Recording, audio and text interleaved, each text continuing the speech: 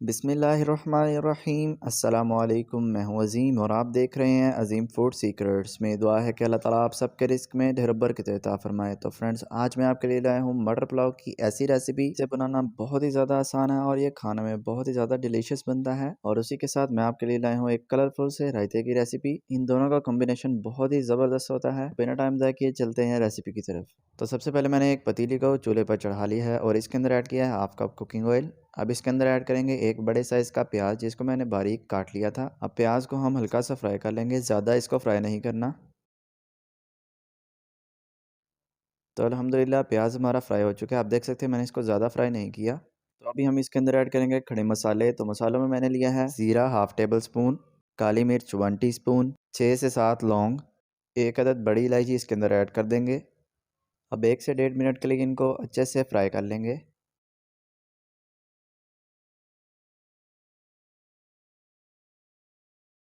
تو مسالوں کو میں نے اچھے سے فرائی کر لیا ہے۔ اب 4 سے 5 کھانے کے چمچ اس کے اندر پانی ایڈ کر دیں گے اور چمچ کی مدد سے اس کو اچھے سے مکس کر لیں گے۔ 3 سے 4 منٹ کے لیے ان کو میڈیم لو فلیم پر ڈھک کر رکھ دیں گے۔ تو 4 منٹ ہو چکے ہیں، اب ڈھکن کو اٹھا کر دیکھ لیتے ہیں۔ تو مسالے ہمارے اچھے طریقے سے پک چکے ہیں۔ اب ہم اس کے اندر ڈالیں گے کٹا ہوا لہسن ہاف ٹیبل سپون۔ ہم نے صرف لہسن ہی ایڈ کرنا ہے، اس کے علاوہ ادرک وغیرہ ایڈ نہیں کریں گے۔ اب لہسن کو 1 سے 1.5 منٹ کے لیے ہلکا سا فرائی کر لیں گے۔ تو اسی دوران اگر آپ چینل پر نئے ہیں تو ضرور سبسکرائب کر لیں اور ساتھ لگے بیل آئیکن کو بھی دبا لیں تاکہ آپ تک ہماری آنے والی نئی نئی ویڈیوز بر وقت پہنچ سکیں۔ تو ابھی ہم اس کے اندر ایڈ کریں گے 1 پاؤ مٹر۔ میں نے آدھا کلو چاولوں کے حساب سے 1 پاؤ مٹر لیے ہیں۔ اب چمچ کی مدد سے ہم ان کو اچھے طریقے سے فرائی کر لیں گے۔ تو مٹر میں نے تقریباً 2 منٹ کے لیے فرائی کیے ہیں۔ اب ہم اس کے اندر ایڈ کریں گے نمک حسب ذائقہ یا ہاف ٹیبل سپون، گرم مسالہ ہاف ٹی سپون۔ آپ گرم مسالے کی جگہ کالی مرچ کا پاؤڈر بھی یوز کر سکتے ہیں، لیکن وہ اس کے اندر ہاف ٹیبل سپون جائے گا۔ تو ابھی ان دونوں چیزوں کو ہم اچھے سے مکس کر لیں گے اور اس کے اندر ایڈ کریں گے 2 گلاس پانی۔ یہاں میں نے آدھا کلو چاولوں کے حساب سے 2 گلاس پانی لیا ہے، آپ اپنے چاولوں کے حساب سے کم یا زیادہ کر سکتے ہیں۔ تو ابھی ہم اس کو اچھے سے چمچ کی مدد سے ہلا لیں گے۔ تو ابھی اس پوائنٹ پہ ہم اس کے اندر ایڈ کریں گے 2 عدد کٹی ہوئی سبز مرچیں۔ سبز مرچوں سے ہمارے چاولوں کا فلیور بہت ہی زیادہ انہینس ہو کر آئے گا۔ اگر آپ چاولوں کو اسپائسی رکھنا چاہتے ہیں تو آپ اس کے اندر مزید سبز مرچیں ایڈ کر سکتے ہیں۔ تو اب پانی کو ابلنے تک ہم اس کو ڈھک کر رکھ دیں گے۔ تو الحمدللہ پانی ابل چکا ہے اور مٹر بھی 60% تک گل چکے ہیں۔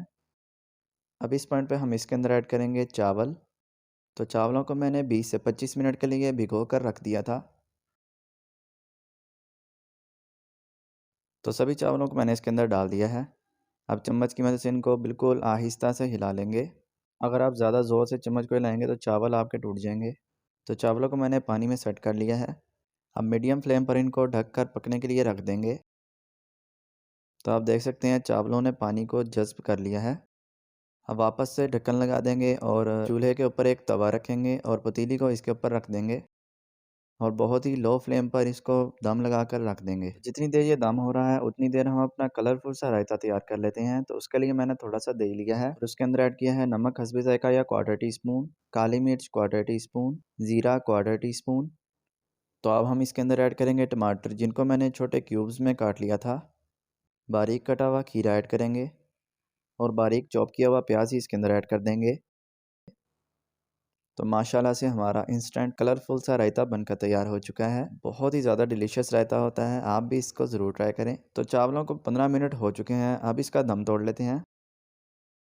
تو آپ دیکھ سکتے ہیں ماشاءاللہ سے بہت ہی زیادہ کھلے ہوئے چاول پکے ہیں۔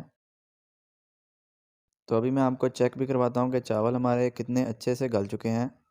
تو یہ آپ دیکھ سکتے ہیں ماشاءاللہ بہت ہی اچھے چاول گلے ہیں۔ تو آپ بھی سیم اسی میتھڈ سے مٹر پلاؤ بنائیں، بہت ہی زیادہ سمپل اور ایزی ریسیپی ہے۔